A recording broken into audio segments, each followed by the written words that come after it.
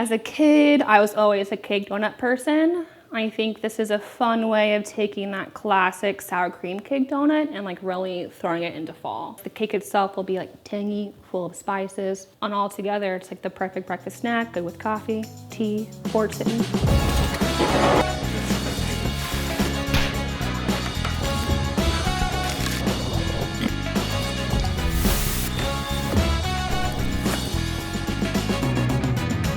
Hey guys, my name is Audrey. I'm with The Salty Donut, and today we're going to make an apple cider cake donut with Chai Glaze.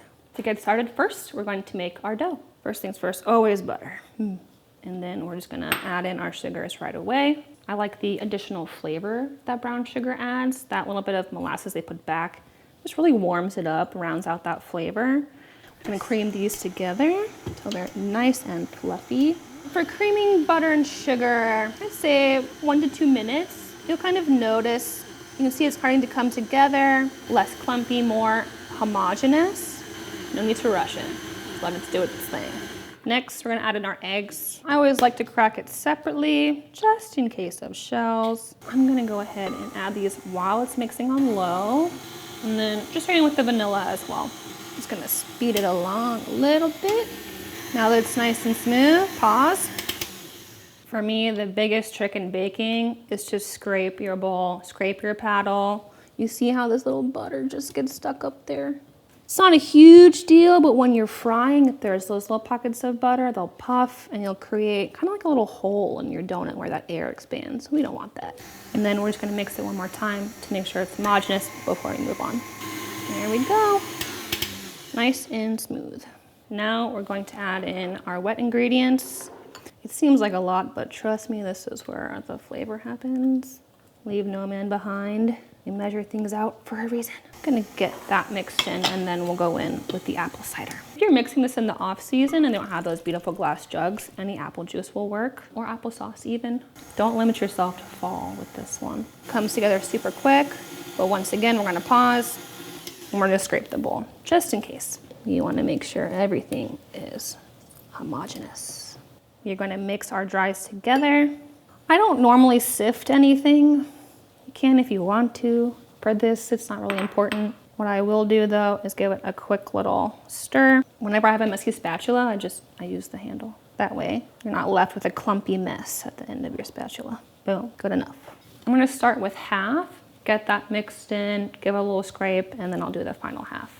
This just keeps there from being like a pocket of really wet batter at the bottom. We're gonna mix this until it's combined, and then I'm gonna turn up the speed just a step, because you're gonna see you really want it to hydrate fully. Now that it's starting to come together, it's gonna become smoother. It's gonna slightly pull more together from the side of the bowl. You can see it's already just starting to happen. Creates almost like a spiral effect as the paddle turns. So this is what we're looking for, much, much smoother. I'm gonna go ahead and stop it, and then we'll move on. Now that the batter's done, it needs to chill for a bit. So I'm gonna take the same flour bowl, or if you have a big one you like better, go for it. Just a little bit of oil. If you have butter or pan spray, that'll work too. Just enough so that when you go to get it out later, it's not a sticky mess. And get one last good turn. We're gonna get in here, really make sure you got every last bit. And then we're gonna go from this mixing bowl right into our greased. You can see it's much too wet to work with right now, but once it's cold, it'll set up, we'll be able to roll it out. She's all tucked away. We're gonna wrap it and then put her in the fridge. I'd say at least 2 hours, but overnight is preferable. All right, here we go. See, much stiffer, perfect, awesome. For this, flour is gonna be your friend. Don't be shy. We're gonna cover it, make some room here on the counter, flour your surface. This is when you're messy, but it's for a reason. And we're just going to peel this to the best of our ability. If you greased it right, yep, just like that. Pops right out. Do the same thing here. For rolling this out, you want it to be roughly a little over 1/2 inch thick. I'm gonna eyeball it So we're gonna have some fun. When we do this at the shop, we have a machine called a sheeter. I mean, it literally sheets stuff down to a certain thickness, so we never have to worry about it, but we're spoiled that way. But this is rolling out beautifully, making sure I'm not stuck to the bottom anywhere. There we go. Donut cutter. If you don't have one, you can always just use a glass. You have a piping tip to create the hole. You don't even have a piping tip. Punch it out with a spoon, a knife, paring knife, whatever. Or don't. Get wild with it. They're gonna stick a little bit. I just tap, tap, tap. We're gonna set them aside on this tray. So once again, we're gonna flour the tray. It's gonna make your life much easier when we go to fry them. It's gonna be a bit messy the first couple times you do it, but in between, we're going to dip this in the flour. See, perfect. Now we're gonna try one with the glass, just in case you don't happen to have a cutter. Always flour. Same principle, cut that bad boy out. I have a little round cutter here, slightly different size, just as tasty. And I'm trying to cut these as close as possible. That way, you're getting the most donuts as you can. If you have extra trim, don't worry about it. We can go back in with our little round cutter that we have and just make more donut holes.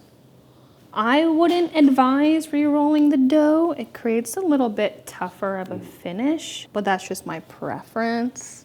I'm gonna take this little guy, any small circular thing you happen to have. If you're into partying and you have a skinny shot glass, go for it. That's not my lifestyle, but I don't judge. All right, now that we have them all cut, let's turn around to the stove and fry them up. I added the canola oil to this Dutch oven. I'm gonna turn it to about a medium high. I use Dutch oven. It keeps the temperature a little bit steadier. It's nice and thick. It's gonna hold that heat. That's what we want when we put the donuts in. So we'll check the temperature. Once it hits 360, I'll turn the temp down to medium just to keep it hot. I'm gonna start them in one at a time, and then we want to fry them for about 1.5 minutes per side. I'm gonna hold it in the oil just until it starts to float. It doesn't stick to the bottom. And then we'll add a couple more. Very carefully. The spider will be hot. You don't wanna add too many at once, it'll drop the fryer temp down. All right, so this first one is ready to flip. So we're gonna toss it gently over for another 1.5 minutes. And at that point, it should be nice golden brown on all sides and ready to go. In between batches, I'm gonna pause, check the temperature of the oil and make sure that we're holding at 360, just to make sure they're frying evenly. All right, so before we continue, I am gonna check one just to make sure they're cooked all the way through, similar to your first pancake. Ooh, perfect. Look at that, so fluffy. All right. Let's go. Now that the donuts are done, I'm gonna go ahead and toss in our donut holes. Just careful to not have them all stick together.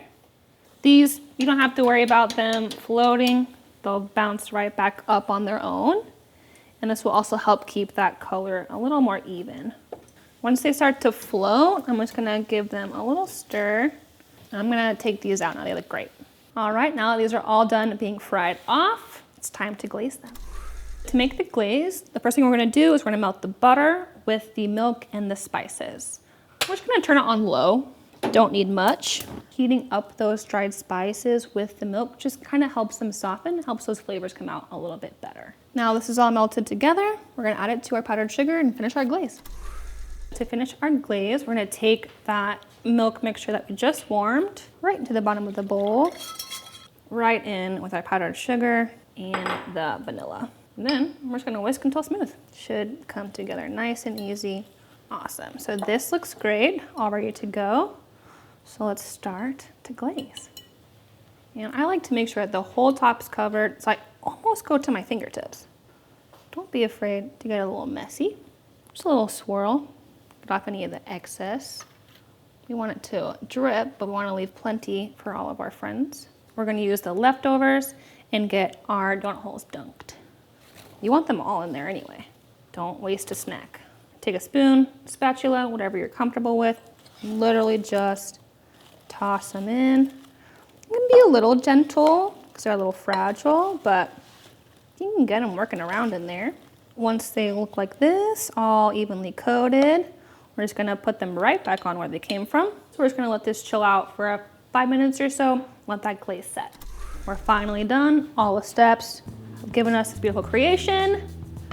It's time to eat it. It's the best part. They've been holding out on lunch for me, so Yeah. The glaze, once it's set, it's a little crispy. And I have like the fluffy cake on the inside and the chai. It's like eating fall.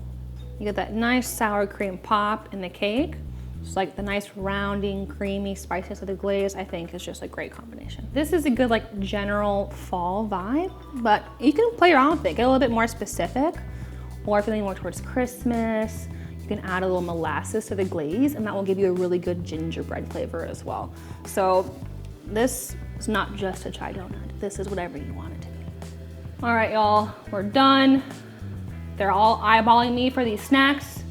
So take this home, take all this knowledge, make them for your friends, family, neighbors, for yourself. I'm Audrey, I'm with the Salty Donut, and I hope you enjoy these apple cider donuts. That was amazing. I love that. I found my calling. Yes.